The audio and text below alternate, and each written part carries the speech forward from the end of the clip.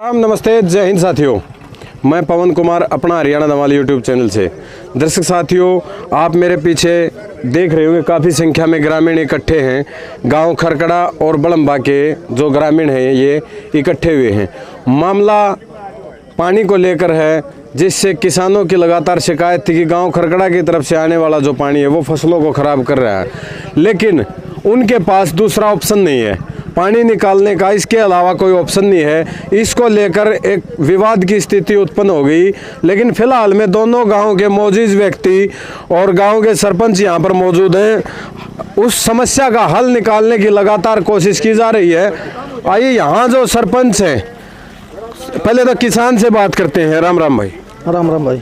किस प्रकार की समस्या सामने आ रही थी? आपकी फसल है वो क्या खराब होगी? खराब हो गई भाई साहब। पहले सरचंबे उजाड़ दी थी मेरी गांव वाले ने, मैं कुछ नहीं बोला। ये फिर नाके बंदे स्पेशल मेरे करके मेरे चलाया जा है।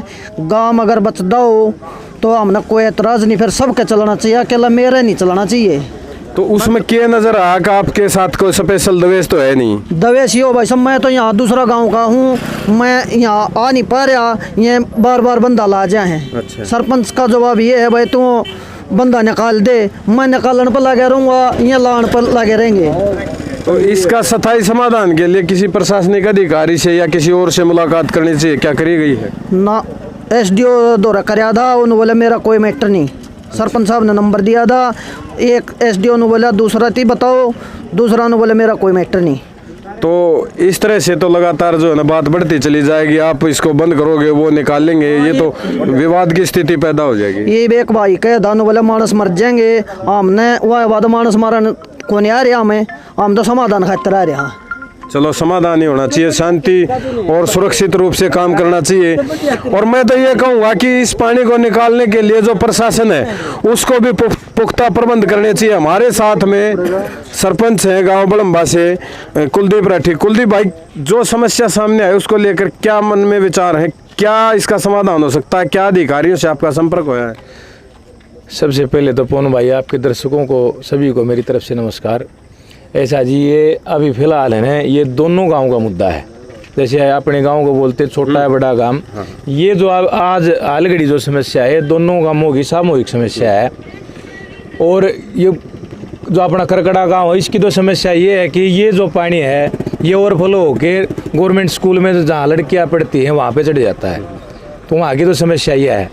और जो अपने बड़म्बा गाँव के यहाँ पे जो पिंडजियों के खेत लगते हैं सतीश के, इनके उसमें ये पानी घुस जाता है। इसका जो समाधान है, स्थायी समाधान ये है कि यहाँ वहाँ से पाइपलाइन दब के डायरेक्ट और सीधी ड्रेन में जाएगी। मतलब परमानेंट समाधान तो इसका ये। देखिए कुलदीप भाई, मैं दर्शक साथियों आपको बता दूं, और जो प्रशासनिक अधिकारी जो इस वीडियो को देख रहे हैं, मैं उनके लिए भी आपको बता देना चाहता हूं सर कि गांव खरकड़ा के अंदर जो तालाब है वो ओवरफ्लो होता है हर साल, हर बारिश के मौसम में। और साथ में लगता है जो गवर्नमेंट गर्ल्स स्कूल है वहाँ पर भी परेशानी का आलम बनता है। उस मैदान में पानी भरता है, वहाँ उस रास्ते से पानी निकलने का ही कोई समाधान नहीं है। ये जो ऑप्शन है पानी निकालने का, इस तरफ ही वो ढलान और वो रास्ता दिखाई दे रहा है उन गांव वासियों को, ताकि स्कूल में बच्चियां भी सुरक्षित रूप से जा सकें और गांव के आसपास का इलाका जिसमें जल भराव ना हो और घरों में जो पानी भरने की समस्या पैदा ना हो। तो अधिकारी भी इस तरफ ध्यान दें, इस चीज़ का परमानेंट समाधान करने की कोशिश करें। हाँ कुलदीप भाई।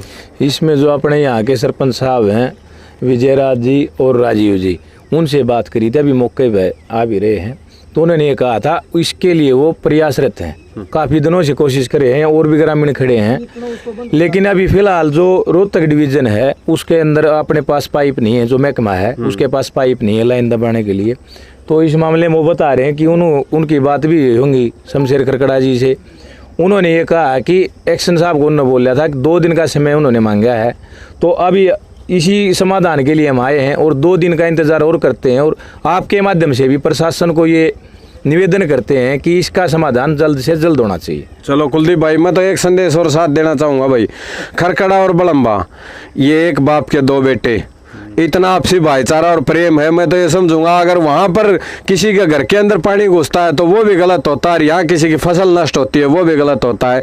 तो इस तरीके से समाधान निकालने चाहिए दोनों गाँव के जो ग्रामीण है उनको। सरपंच प्रतिनिधि हमारे साथ हैं भाई खरकड़ा से। सरपंच साहब राम राम। राम राम जी, राम राम। तो समस्या का समाधान के लिए किसी अधिकारी से, उच्च अधिकारी से आपने बात करी है क्या? सर ऐसा है कि गांव से प्रस्ताव भी गए हैं इस चीज़ के बारे में, और जो अधिकारी हैं उनसे बातचीत भी हुई थी। ये अब जिस तरह कुलदीप भाई ने बताया कि भाई जो पाइपों की इश्यू है वो चल ही रहा है। उन्होंने भिवानी का नाम लिया था, भाई वहाँ से आप लिया हो, 300 पाइपों का कुछ एस्टिमेट दिया था। वहाँ पर भी गए तो वो बता रहे थे अधिकारी, भाई हमारे पास कुछ सूचना नहीं आई। सबसे बड़ी बात ये हो रही है कि जल भराव पूरे हरियाणा में चल रहे हैं, और सभी प्रशासन जो भी है भाई इतने बिजी चल रहे हैं कि इन छोटे छोटे कामों के लिए शायद उनको लग रहा है भाई टाइम नहीं है हमारे पास।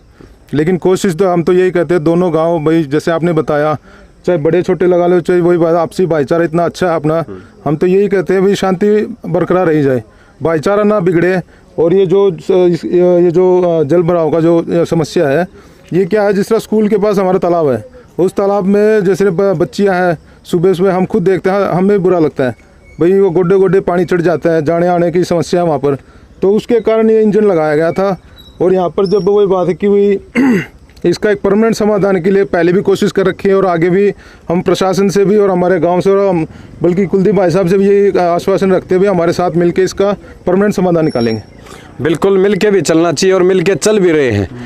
एक गांव के दो गांव, एक गांव है, एक वो कहते हैं ना दो जिस्म एक जान, तो ये दोनों गांव दो जिस्म एक जान है। तो इसी तरह से भाईचारा भी बरकरार रखा जाएगा, और तमाम बातें जो आपके सामने हैं दर्शक साथियों, फसल भी नष्ट ना हो और आबादी भी पानी के अंदर ना डूबे। राम राम जी। राम राम। क्या कहेंगे इस बात को लेकर? ये तो अपने दोनों सरपंचों ने कह दी, कार्रवाई भी चल रही है, पाइपों की बात भी हुई थी।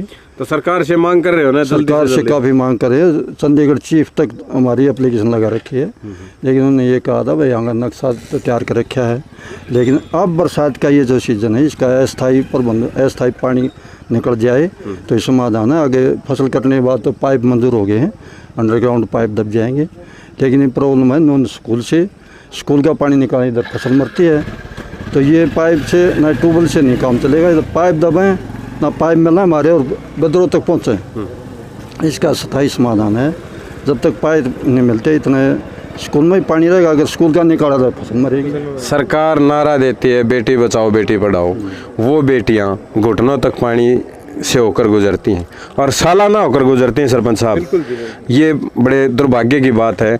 मैं तो सरकार के जो अधिकारी हैं उनसे ये कहना चाहूँगा, प्रशासनिक अधिकारियों से, कि आप अपने स्तर पर इस बात की जांच करें। हर साल पिछले कई सालों से इस तरह से पानी भरता आ रहा है और समस्या पैदा होती रही है। आप इस समस्या का समाधान निकालिए, ताकि दोनों गाँव के जो भाईचारा भी बरकरार रहे और किसी को आर्थिक नुकसान भी ना हो। तो जल्द से जल्द इस समस्या का समाधान करिए।